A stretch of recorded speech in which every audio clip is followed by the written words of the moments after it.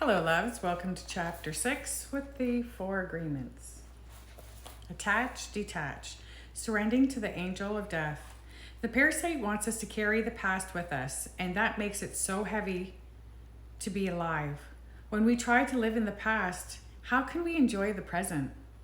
Everything that exists is an internal transformation. Everything in nature, all of creation is changing. Creation is happening in the moment. It has no beginning, it has no end, it is ongoing. Energy is always transforming because it's alive.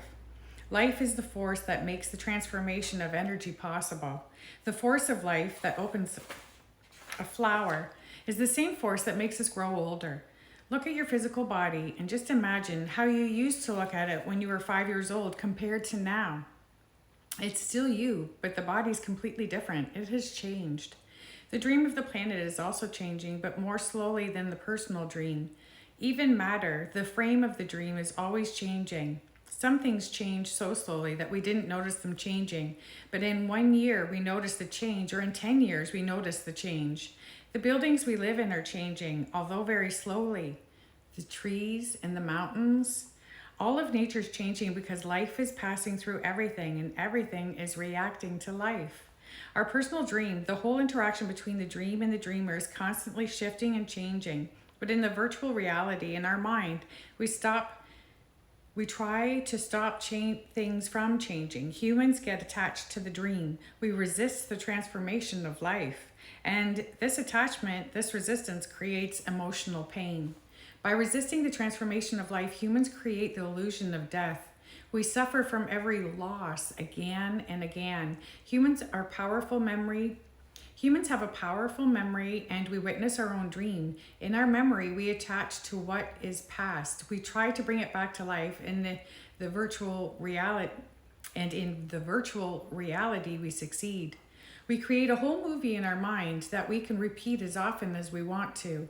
We can see the movie again and again the same way from our point of view of our course, with our own interpretation that is only true for us. We modify our memories and distort the images. What we remember is not the way things really happened, but the movie keeps playing in our mind. Life is what is happening. Death is what is not happening. A moment after something happens, it's already dead.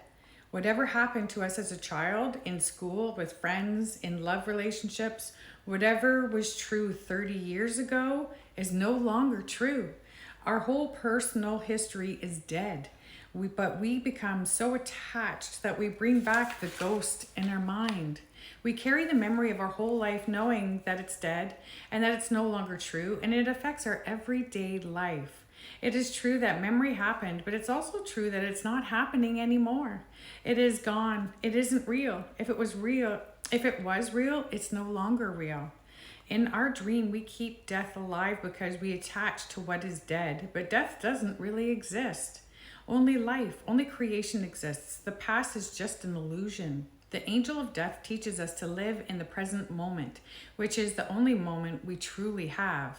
When we resist transformation and want to live in the past, we are still living in the present moment, but we are focused on the past dream. By focusing our attention in a past dream, our attention is not in the present, and we are not fully alive. Toltec mythology tells us that the angel of death is always beside us, ready to take everything away from us. Everything belongs to the angel of death. Nothing is ours, including our physical body.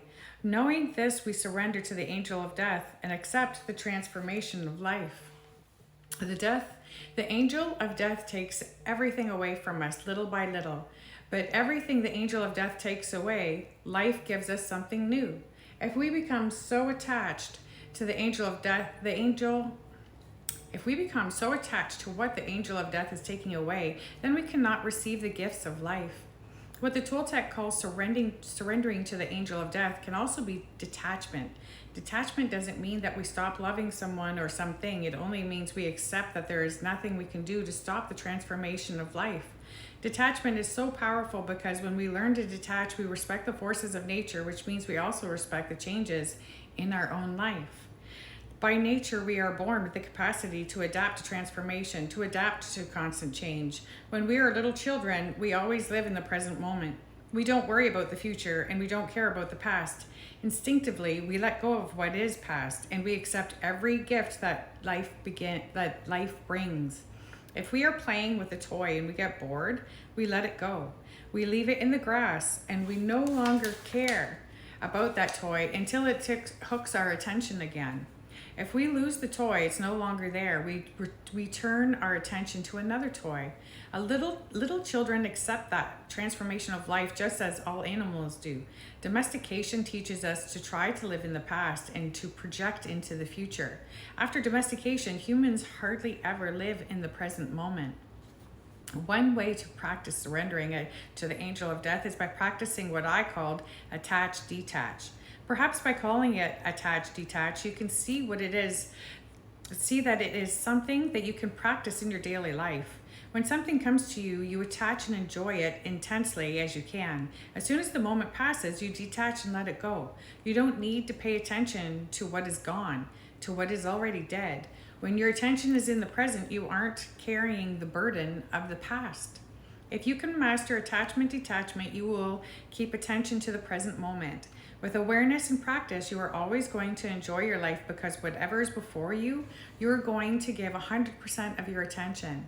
You're going to take all the actions necessary to enjoy your life and to detach from whatever is gone. For example, I may love a woman very deeply, but as soon as I want to own her, I'm attached and I don't want to let her go. No matter what I do, she is free, and every time she walks away from me, if I'm attached, it's going to hurt. If I'm detached, I respect her freedom. She can do whatever she wants to do, and it doesn't hurt me at all. Being detached, I respect my own freedom as well. When you are around me, I enjoy your beauty and your presence, and I attach to you. But when I walk out the door and I do not see you, then I detach, because if I don't detach, it's going to hurt. The key to find equilibrium between the attachment and detachment. Attachment helps you live your life intensely and in the present moment. With attachment, you can increase your desire to accomplish whatever you want to accomplish. And with detachment, you don't have to suffer what you didn't accomplish. You simply let go.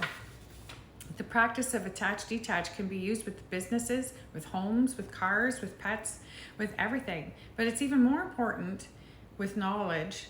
Humans become very attached to knowledge. We are so attached that we believe that we don't want to let go of our beliefs, even if these beliefs are not true at all. Even if our beliefs make us suffer and create a big drama in our life, they also make us feel safe because it's a behavior that we all know so well. For all of our life, we carried a corpse with us. That corpse is what we believe we are. It is human form and all those distorted images we identify with. It's dead and heavy and it rules our life, but we don't want to let it go. We know our limitations. We know how to suffer. We know how to react with jealousy, with anger, and all the emotional drama that makes us feel secure. As we said before, letting go of what we know, of what we believe, and always creates a little fear and anxiety because we're going into unknown territory. We don't have to attach our beliefs. If we are not attached to our beliefs and a better concept comes to us, we can let go of the old concept, adopt a new concept, and improve our life much faster. We can let go of the distorted images we identify with. We can detach from the agreements and beliefs that we limit the expression of our creativity and our love. This frees our energy to create a new dream, and what we create is a masterpiece of art, our own life. Okay, now we're going to do a part 2 on this.